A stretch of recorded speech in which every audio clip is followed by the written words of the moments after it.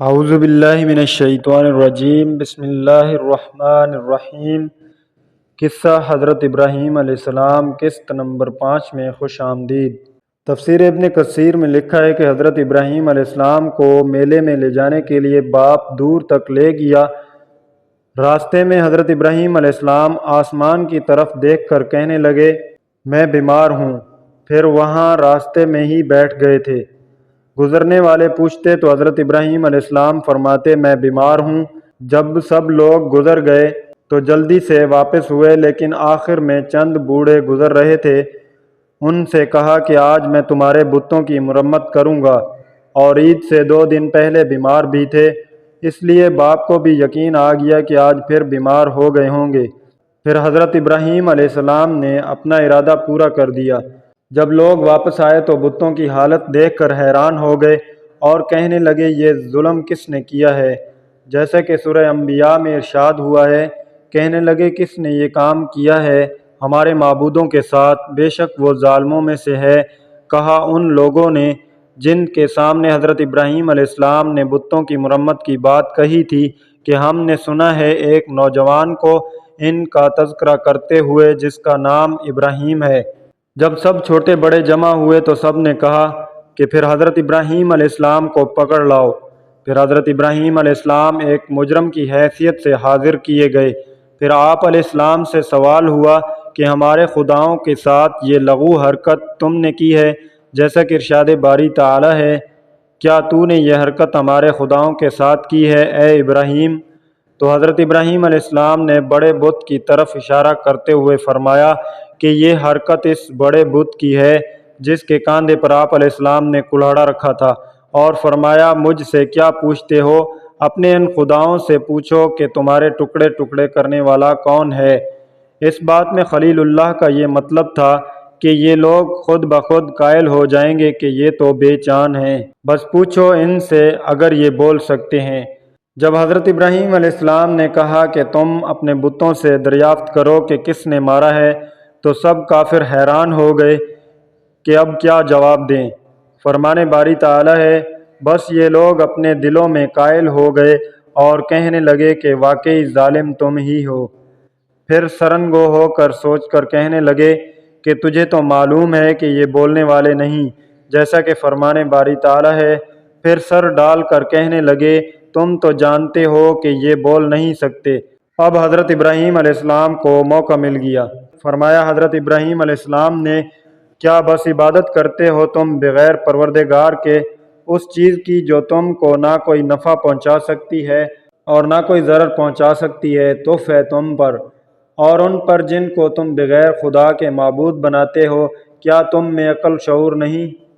قوم کے لوگوں سے کچھ جواب نہ بن پڑا تو پھر اپنی جہالت سے کہنے لگے کہ اس کو جلاؤ اور اپنے خداؤں کی مدد کرو، جیسا کہ فرمان باری تعالی ہے، کہنے لگے جلاؤ اس کو اور مدد کرو اپنے معبودوں کی اگر تم کرنے والے ہو۔ کفار نے آپس میں مشورہ کر کے کہا کہ حضرت ابراہیم علیہ السلام کو جلا دو، اگر اپنے خداؤں کی مدد کرنی ہے تب ہی ہمارے خداؤں کی عزت باقی رہے گی۔ اور اس بات پر سب نے اتفاق کر لیا۔ جب ان سے کوئی جواب نہ ہو سکا تو جلانے کا منصوبہ بنایا۔ سب نے آپس میں یہی مشورہ کیا کہ حضرت ابراہیم علیہ السلام کو آگ میں ڈال کر قتل کر دو تاکہ ہمارے ان خداؤں کی عزت ہو جائے۔ اس بات پر سب نے اتفاق کر لیا۔ پھر ایک بہت بڑا اور گہرا گڑھا کھودا اور لکڑیوں سے اسے پر کر کے اس میں آگ لگا دی۔ روئے زمین پر اتنی بڑی آگ نہ اس سے پہلے دیکھی گئی اور نہ اس کے بعد۔ اس گڑھے کو پر کرنے کے لیے بیمار عورتیں نذرانے مانتیں تو وہ بھی اس گڑھے میں لکڑیاں ڈالتیں۔ آگ لگانے کے بعد آگ کے شعلے آسمان سے باتیں کرنے لگے۔ پرندے وغیرہ اوپر سے کیا بلکہ دور دراز سے بھی اڑ کر نہ گزر سکتے تھے۔ آگ تو جلا دی، لیکن اب خلیل اللہ کو آگ میں کس طرح پھینکیں؟ سب حیران و پریشان ہو گئے۔ آخر ایک فارسی اعرابی جس کا نام حیزم تھا، اس نے مشورہ دیا کہ ایک منجیق تیار کرائی جائے اور اس میں خلیل خدا کو بٹھا کر جھولا جھلا کر پھینک دیا جائے۔ چنانچہ ایسا ہی کیا گیا۔ روایات کی گئی ہے کہ اس حیزن کو اسی وقت پروردگار عالم جل جلالہ نے زمین میں دھنسا دیا جو زمین میں قیامت تک دھنستا رہے گا۔ حوالہ ابن کثیر۔ دیگر تفسیروں میں ہے کہ شیطان نے کہا تھا کہ منجیک گوپیا میں رکھ کر پھینک دو، چنانچہ ایسا ہی کیا گیا۔ جس وقت حضرت ابراہیم علیہ السلام منجیک کے ذریعے اس آگ کے سمندر میں پھینکے گئے تو سب آسمان کے فرشتے بلکہ زمین و آسمان اور سب ان میں رہنے والی مخلوق چیخ اٹھی، یا رب، آپ کے خلیل پر کیا گزر رہی ہے؟ حق تعالیٰ نے سب کو فرمایا، تم سب حضرت ابراہیم علیہ السلام کی مدد کرو۔ فرشتوں نے مدد کرنے کے لیے حضرت ابراہیم علیہ السلام سے اجازت مانگی تو حضرت ابراہیم علیہ السلام نے جواب دیا کہ مجھے اللہ تعالیٰ کافی ہے اور وہ میرا حال دیکھ رہا ہے۔ حضرت جبرائیل امین نے عرض کی کہ آپ کو میری مدد کی ضرورت ہے تو میں خدمت انجام دوں۔ حضرت ابراہیم علیہ السلام نے جواب دیا کہ حاجت تو ہے مگر آپ سے نہیں، اللہ تعالیٰ سے ہے۔ تو پروردگار عالم جل جلالہ نے براہ راست آگ ہی کو حکم دیا۔